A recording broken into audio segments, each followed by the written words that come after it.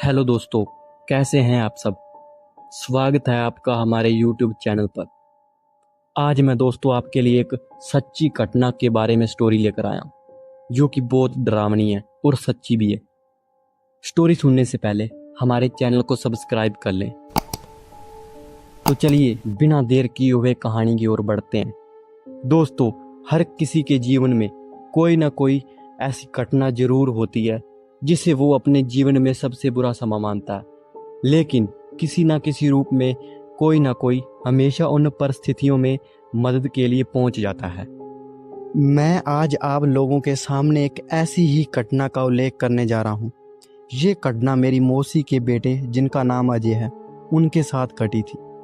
वो मेरे बड़े भाई हैं और ये घटना भी काफ़ी पहले की है, जब वो करीब 8 साल के रहे होंगे।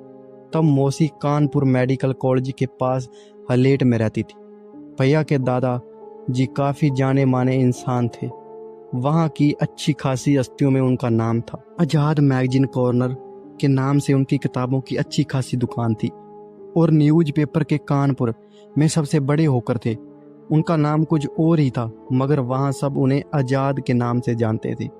आज़ाद के नाम से प्रसिद्ध वो व्यक्ति अपनेपन, उदारता और सुमह व्यवहार का परिभाषा थे। मैं भी उन्हें दादाजी ही कहता था और वो मुझे भी उतना ही प्यार करते थे जितना के अपने पोतों को करते थे।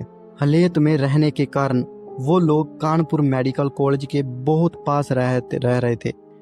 अजय भैया और उनके बड़े भाई अक्सर मेडिकल कॉलेज के पार्क और बगीचे में खेलने जाया करते थे। वहाँ के लोगों के साथ अच्छे व्यवहार की वजह से उनके कभी कोई भी मना नहीं करता था। रोज के जैसे ही दिन चल रहे थे।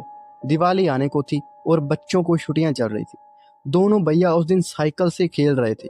बड़े भैया ने अजय भैया को पीछे बैठा रखा था और वो दोनों वही मेडिकल कॉलेज से थोड़ी दूर पर ही साइकिल से घूम रहे थे। फिर घूमते हुए मेडिकल कॉलेज के पास आ गए।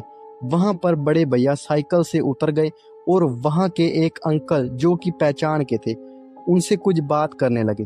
साइकिल खड़ी थी और उस पर पीछे सीट पर अजय भैया अभी भी बैठे थे। अभी 5 मिनट ही हुए होंगे। अचानक अजय भैया साइकिल समेत नीचे गिर पड़े। वो अंकल और बड़े भैया उनके पास आए, उन्हें उठाया, मगर वो बेहोश हो चुके थे। दोनों ने सोचा कि संतुलन खोने की वजह से गिर गया और वो उन्हें उठाकर घर ले आए। घर आने पर मौसी जी उनके मुंह पर पानी वगैरह छिड़का देने लगी और उसको होश नहीं आ रहा था। अचानक उनकी सांस उखड़ने से लगी और वो लंबी लंबी सांस लेने लगा। सब आसपास उन्हें उनके नाम से बुलाए जा रहे थे, मगर उनकी तरफ से कोई जवाब नहीं आ रहा था और आंखें भी नहीं खोल रही थी।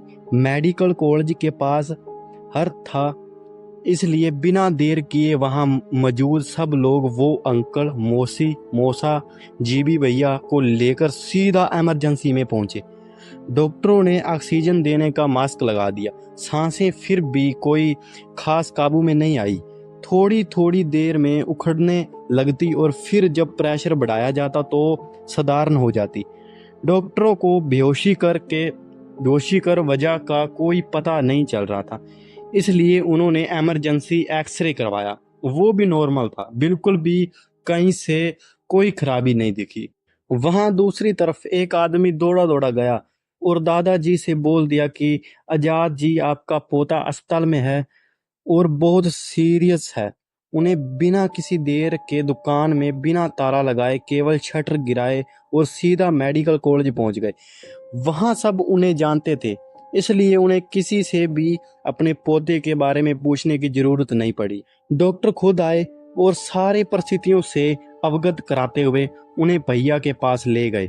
हालात काफी नाजुक बताकर 5-7 डॉक्टर लगातार निगरानी में लगे थे। दिल की धड़कन मशीन में अपनी सीमा पर पुंचते लगी थी और मशीन की आवाज ने हालात बयां करनी शुरू कर दी थी। डॉक्टर ने सबको बाहर कर दिया। अब तक मेरे मामा जी लोग भी वहां पहुंच चुके थे। दादाजी रिसेप्शन के पास गए और अपने पहचान के डॉक्टरों को फोन कर दिया। कुछ 10 मिनट के बाद वहां पर 5 डॉक्टर और आ गए, जो कि उस मेडिकल कॉलेज के प्रोफेसर थे। दादाजी मिलकर उन्हें पहले सारी बात बताई। वो उन्होंने ध्यान से सुना और फिर बिना देर किए उसे वार्ड की तरफ ले गए।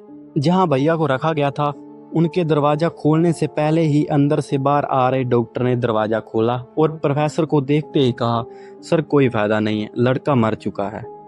हालांकि ये बात उनसे धीरे से कही, लेकिन दादाजी ने बात सुन ली थी और घबराकर तेज तेज रोने लगे। तो दोस्तों, आगे की कहानी बहुत ही डरावनी है। आखिर वो लड़का बच जाता है या फिर एक शैतान बन जाता है? नेक्स्ट पार्ट सुनने के लिए कमेंट करें, हम जल्द ही आपके लिए नेक्स्ट पार्ट अपलोड करेंगे। और हाँ, हमारे चैनल को सब्सक्राइब करना मत भूलिएगा, क्योंकि नेक्स्ट पार्ट जल्दी ही आ रहा है। तो मिलते हैं नेक्स्ट पार्ट में। धन्यवाद दोस्तों।